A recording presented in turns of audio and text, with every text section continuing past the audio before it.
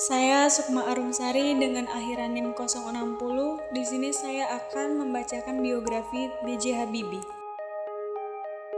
Basaruddin Yusuf Habibie atau dikenal sebagai B.J. Habibie. B.J. Habibie merupakan anak keempat dari 8 bersaudara.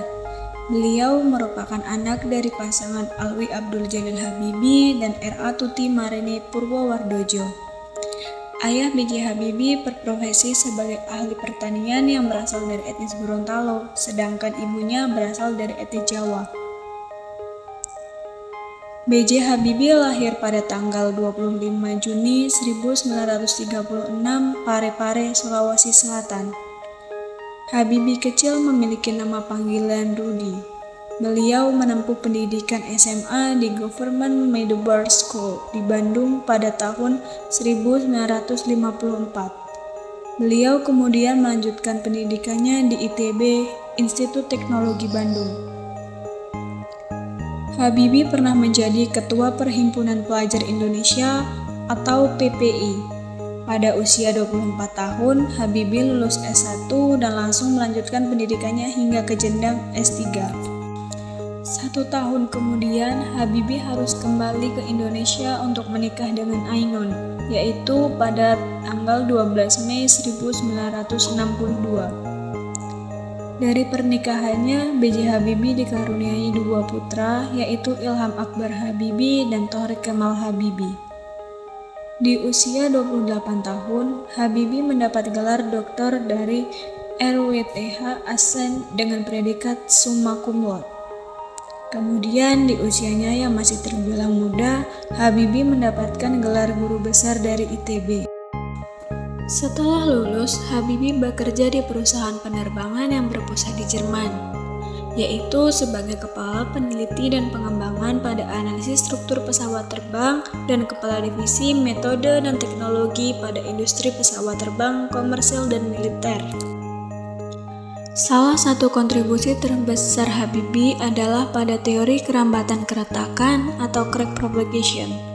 Ini adalah penemuan yang sangat besar di dunia penerbangan sehingga ia mendapatkan julukan Mr. Crack. Pada tahun 1973, Habibie harus kembali ke Indonesia karena mandat dari Presiden Soeharto. Pada usia 40 tahun, beliau ditunjuk sebagai Direktur Utama IPTN atau PT Dirgantara Indonesia. 7 tahun kemudian, ia diangkat menjadi Menteri Riset dan Teknologi Republik Indonesia. Pada tahun 1986, ia bersama insinyur-insinyur kebanggaan Dirgantara Indonesia memulai proyek pembuatan pesawat N250 di Bandung. Sehingga pada tahun 1992, Habibie telah memiliki lebih dari 40 paten yang banyak digunakan untuk perusahaan penerbangan dan roket seperti Airbus. Di tahun tersebut juga, Habibie mendapatkan penghargaan Heather von Karman. Pada tahun 1998, Habibie menjadi presiden menggantikan Soeharto. Pada tahun 1999, Habibie harus turun dari jabatannya sebagai presiden karena kebijakan-kebijakan yang dianggap kontroversial dalam melepaskan Timur Leste. Istri B.J. Habibie meninggal pada 22 Mei 2010 di München, Jerman. Dan kemudian pada tanggal 11 September 2019, B.J. Habibie meninggal dunia pada usia 83 tahun.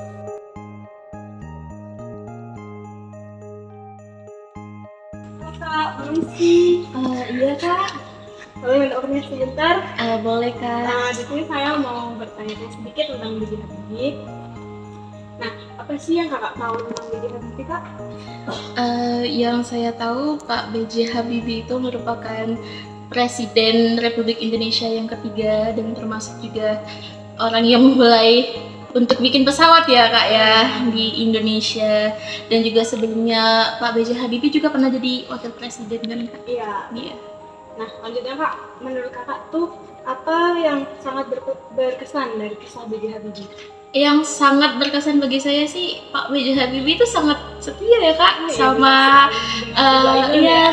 almarhumah Ibu Ainun, kan sudah difilmkan tuh kak, Iya, benar-benar. tentang kisahnya Pak B.J. Habibie dari kuliah yang dimana Pak B.J. Habibie itu cuman dalam sehari itu tidur sekitar 4 jam 3 jam doang kan Kak, tapi kayak Masya Allah pinternya kan Kak. Beliau ini sangat cerdas ya. Sangat cerdas sekali Kak. Oke, Kak, untuk selanjutnya nih, selama Bapak B.J. Habibie ini menjabat menjadi presiden yang ketiga, di situ apa saja dampak yang didapat Indonesia yang Kakak tahu? Saat itu kan Pak Soeharto turun tuh Kak jadi presiden dan Pak B.J. Habibie naik tuh Kak, dan di situ kan perekonomian di Indonesia dalam keadaan yang tidak baik ya Kak. Ya.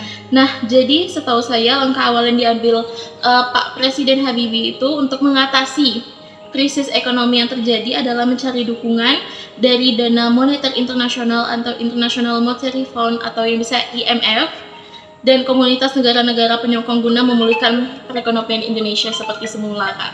Oke, terima kasih ya Kak. Iya Kak. Aku nggak mau ya. Iya Kak.